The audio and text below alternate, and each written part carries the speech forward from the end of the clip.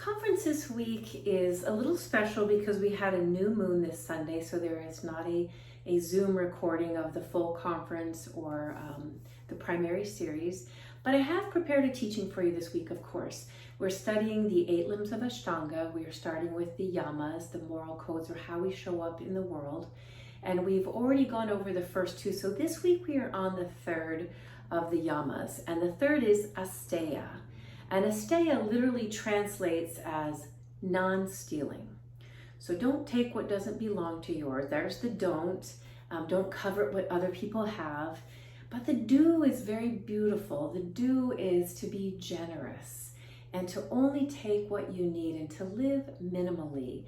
And for the yogi, again, I talked about last week this being a sankalpa, commitment or a vow or a way of promising to live a certain way. And the yogi, one of our commitments is to live simple.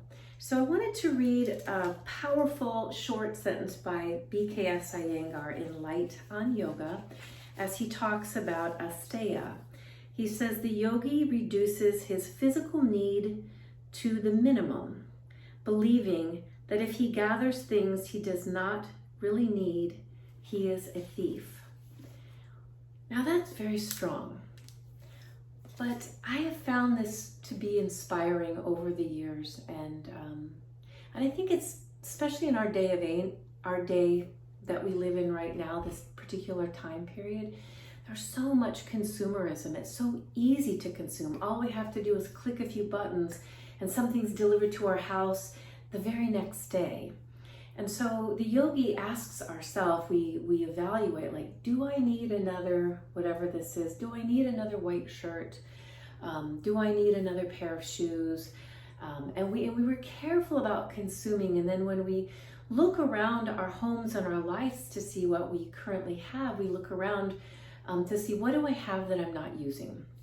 Now, this is a teaching I do every year for the Chinese New Year. We get out our books on clearing your clutter with feng shui, and knowing that if I have things in my life that I'm actually not using, it creates a blockage of energy for me where things cannot flow and new energy cannot move in. And so the same as we understand this in our physical body as being grantis that are blockages of energy, we know that the same thing happens in our life if we're, again, accumulating things that become blockages for us because we don't really use them, we don't need them.